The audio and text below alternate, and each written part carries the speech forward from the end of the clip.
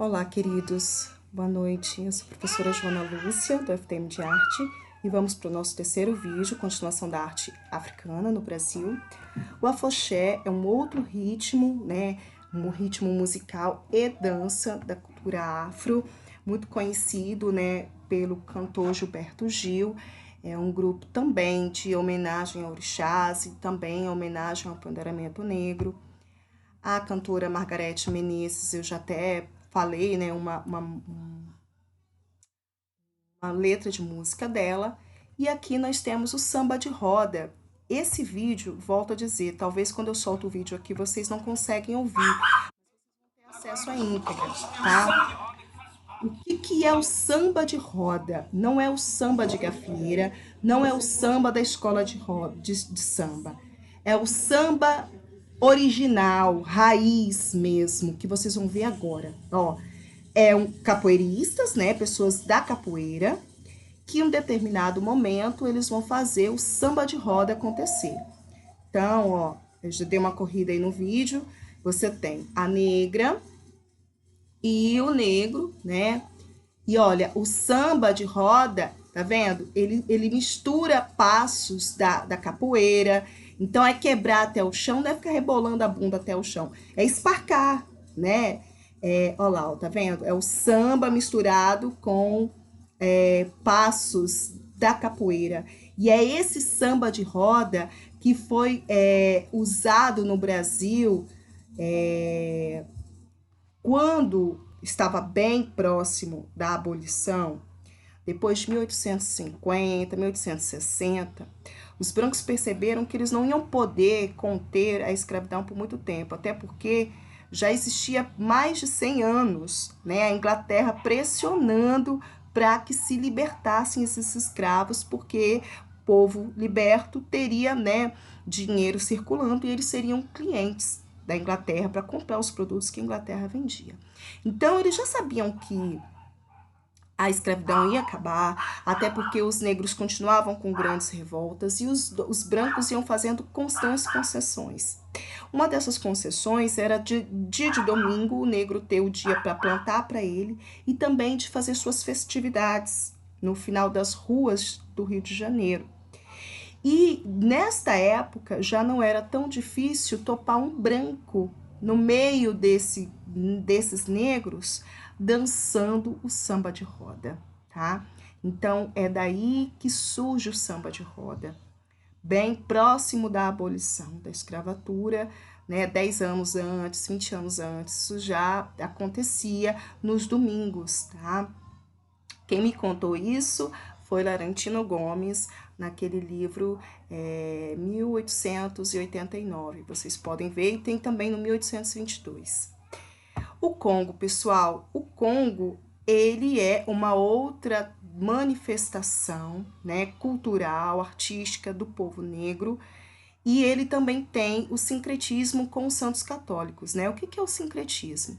Na época da escravidão, o negro ele era proibido de louvar os orixás. E ele era batizado na Igreja Católica e a igreja tinha a missão de tirar eles da escuridão, das trevas. E eles iam conhecer a luz por meio da igreja, né, da doutrina católica. Então eles tinham que ser católicos. E o que eles faziam? Eles associavam. Eles diziam que estava louvando a Nossa Senhora dos Navegantes, mas na verdade verdadeira eles estavam falando de Iemanjá. Eles diziam que estavam falando do nosso Senhor, né, Jesus, mas eles estavam realmente se reportando ao Oxalá.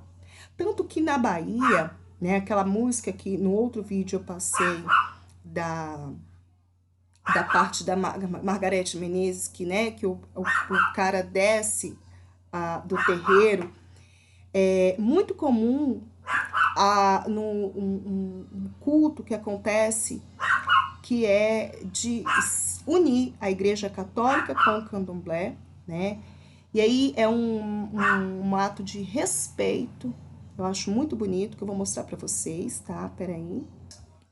Isso aqui que eu quero mostrar para vocês, olha. É uma reportagem, né, que mostra a Igreja Católica do Senhor do Bonfim e as baianas do Candomblé num só culto, né? de religiosidade, de cumplicidade, de respeito.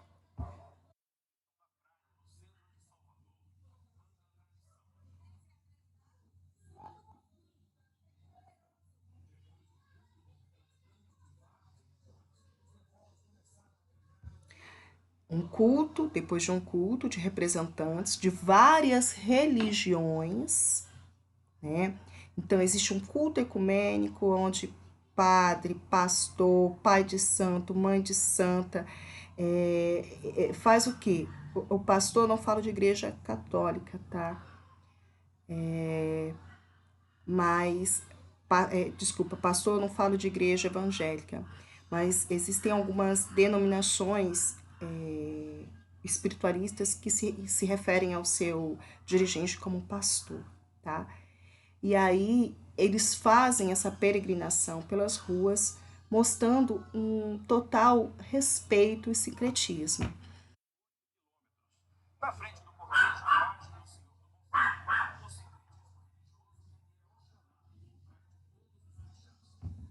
Então, no sincretismo, como o repórter disse, ele é Oxalá, o pai, né, dos umbandistas, dos candomblecistas, e para os católicos ele é o Senhor do Bom Fim. Então, percebam que, independente da denominação, olha o que as pessoas, elas lavam as pessoas com água, com flores, água de cheiro, água perfumada. Pensa, nos tempos de guerra em que vivemos, nos tempos em que você dá bom dia, as pessoas nem respondem, né? Você recebeu uma flor branca, uma água de cheiro, isso já por si só já é uma coisa muito boa, né? E o branco representa o quê? Que nós vimos lá na unidade 2, a paz, né? Então, observa que isso é o sincretismo e está muito presente na cultura africana, tá? Então, aqui na nossa região nós temos o Congo, tá? Regência Augusta. E aí você tem, né, no Congo, santos católicos, os estandartes de São Expedito, Santo Antônio. Ó, isso aqui é Regência Augusta, ó, tá vendo?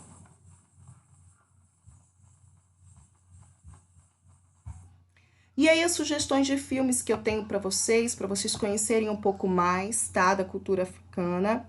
É Quilombo, que conta a história de Zumbi dos Palmares, que é muito importante vocês conhecerem, porque Zumbi dos Palmares é em homenagem à morte dele, 19, né, de novembro, que foi feito a Lei 10.639, que fala de trabalhar a cultura afro, mas principalmente porque Zumbi lutou muito para dar liberdade ao povo, né? E ele é um ícone da nossa cultura africana. Depois dele, o filme Anastácia, que vai contar a história da rainha negra que foi escravizada aqui no Brasil, tá? Baseado em fatos reais. E, além disso, conta como que aconteceu o culto de nação dentro da senzala. Não tem nada de terror, é um filme lindíssimo, tá muito triste, mas muito bonito. Nesses filmes, o aluno vai identificar as cores, as vestimentas, os costumes, a fé nos orixás, tá? Da cultura negra. Tem no filme do Zumbi um parto de uma negra que é lindíssimo, porque ela está fugindo e para poder ajudar no parto normal, eles fazem uma dança com o corpo para ritmar na respiração dela e ela consegue ter o neném, é uma coisa bem legal, tá? E é preciso desmistificar, é preciso que o pedagogo tenha uma visão mais ampla. Ele não precisa se converter. A Umbanda, Quimbanda, o Candomblé não quer converter ninguém. A gente só precisa de ter respeito. Eu tenho um preconceito quando eu não conheço. Quando eu passo a conhecer, aí eu deixo de ter um preconceito e posso ter um conceito, certo ou não. Mas para eu saber se ele está certo ou não, eu tenho que ter propriedade, eu tenho que ter argumentos. E eu só tenho argumentos quando eu leio, quando eu procuro ter informação, tá, pessoal? Os cultos não são macumba, não são maldade. A maldade, a pior macumba, tá aqui, ó, no olho gordo, na palavra proferida. Muitas vezes as pessoas fazem penitência, 40 dias sem comer chocolate, sem comer carne, mas falam mal do vizinho todo dia, do parente, do amigo, que se diz amigo, né? Não faz mal o que entra pela boca, é o que sai da boca do homem que faz muito mal a ele e aos outros, né? Aquele evangélico que está cantando ali, que tem sabor de mel, a vitória dele, que é a derrota do irmão dele, também está sendo muito bruxo, muito macumbeiro, digamos assim. Então a maldade não está na religião, está na intenção, no pensamento. Quando eu olho para o meu semelhante com olhos de inveja, quando eu quero que ele se prejudique para eu me beneficiar, eu estou espalhando a maldade. E isso é ruim de um ser humano. Deus disse: amai ao seu próximo assim como a ti mesmo. Ele não colocou exceção. Ele não pôs vírgula nessa frase. Ele colocou ao seu próximo e envolve a todos. Amai uns aos outros, como eu vos amei. É para amar a todos. Então, eu amo o meu semelhante quando eu ouço e não saio de perto, não chincalho ele, não critico ele. Embora eu não concorde, eu tenho a minha opinião, mas nem por isso me dá o direito de ridicularizá-lo, de dizer que ele é do demônio, ou que ele é do diabo, ou que ele é pior que eu, ou que eu sou melhor que o outro. Somos todos humanos com uma crença no sobrenatural. Aquele que às vezes se diz ateu, respeito também. Às vezes o ateu tem muito mais amor e respeito pelo semelhante do que um evangélico, do que um católico. O Papa Francisco falou isso há pouco tempo, que dava mais valor a um ateu do que um católico hipócrita, que é aquele que está todo dia com a hóstia na mão, com a hóstia na boca, com a Bíblia na mão, mas não tem coragem de dar atenção para o seu irmão, para o seu familiar, de dar amor, de dar carinho, de dar respeito, de amar ao próximo assim como ele mesmo. Então, nós temos que sim ter respeito pela cultura, para o que é diferente do que é do meu costume.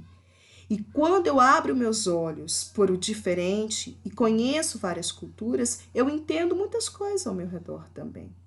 E o pedagogo é aquele profissional que vai trabalhar com as relações humanas. A palavra pedagogia não é só encaminhar a criança, é aquele que auxilia nas relações humanas, em boas relações. E relações pacíficas precisam ter respeito. Então, o pedagogo ele precisa ter respeito aonde ele for, por qualquer denominação.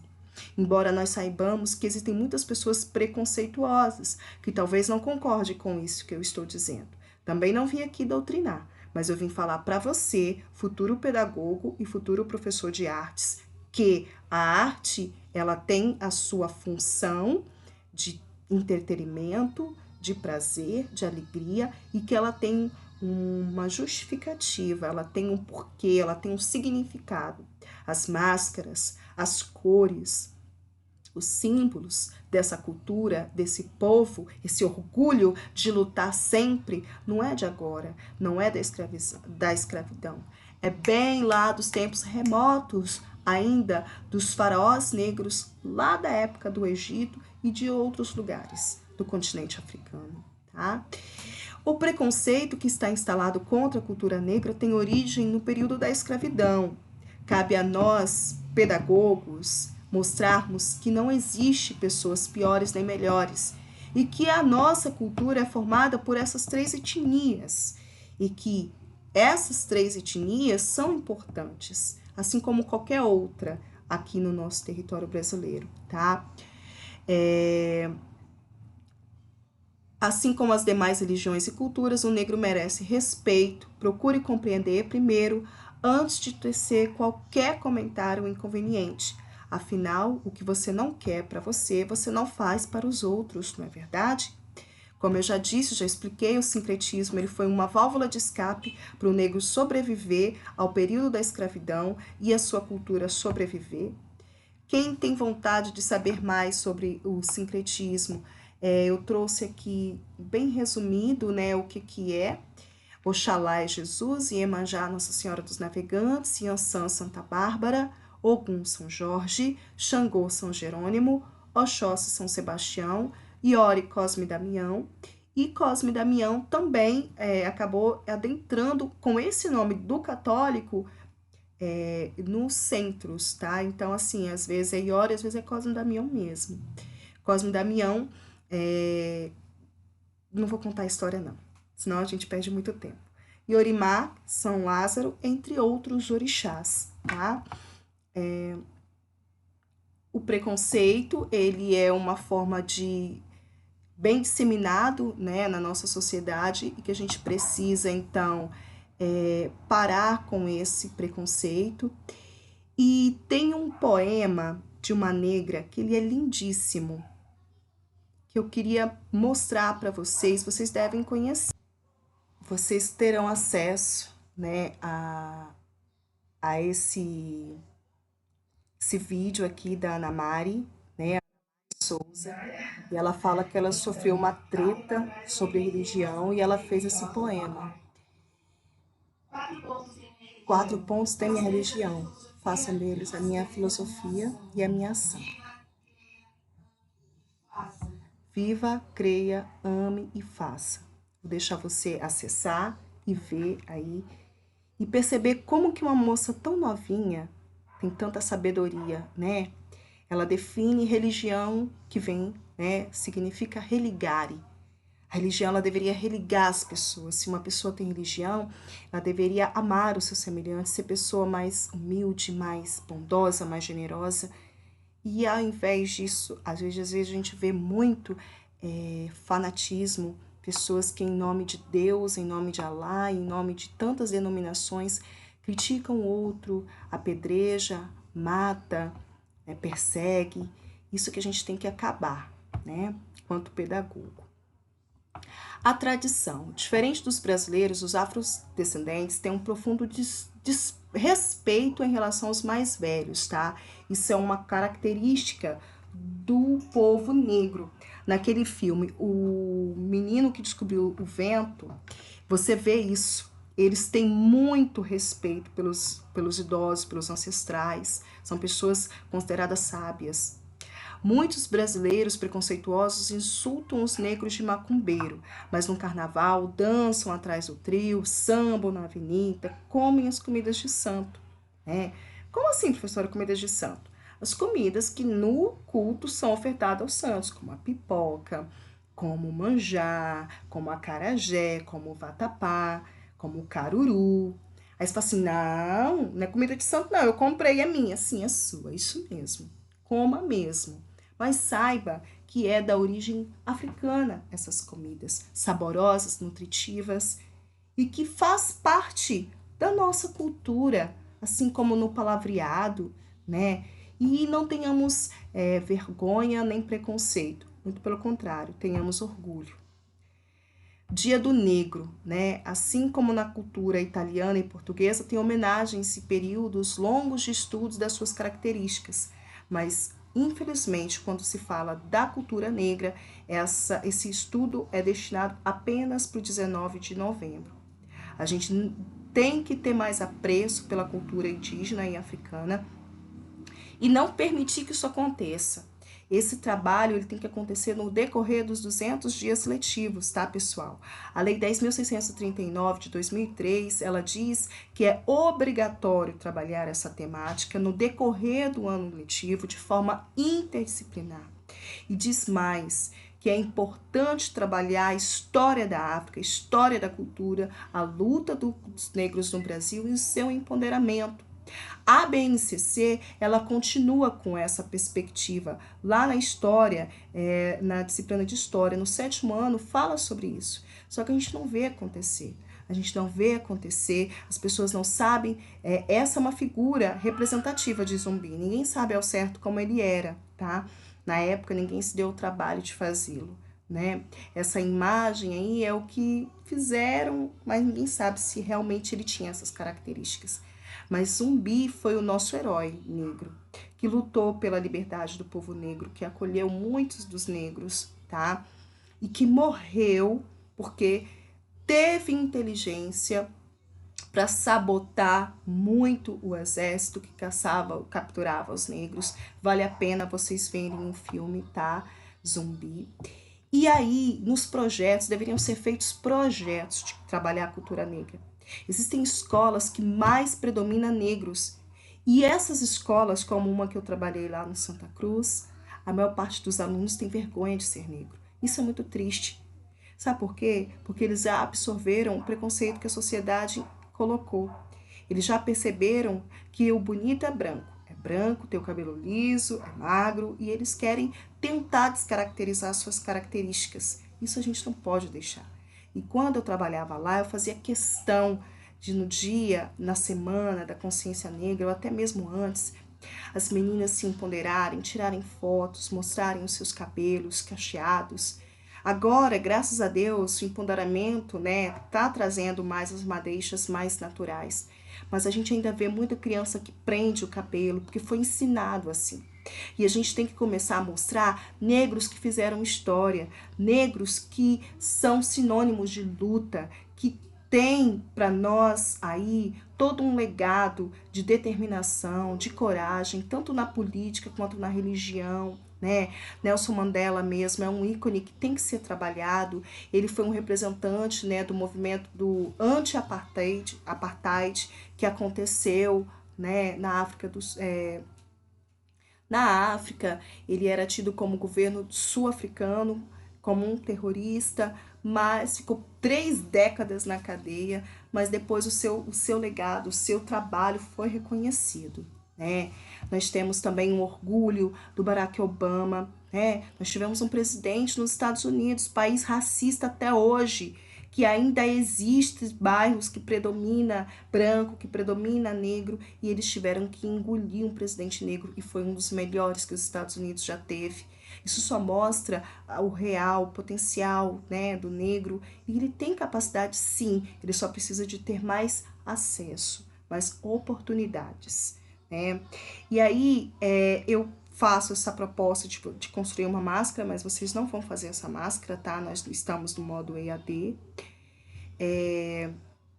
E na próxima videoaula eu falarei da cultura indígena, tá certo? Vou encerrar essa videoaula por aqui, tá? E eu volto com a cultura indígena. Um grande beijo para vocês e tchau, tchau.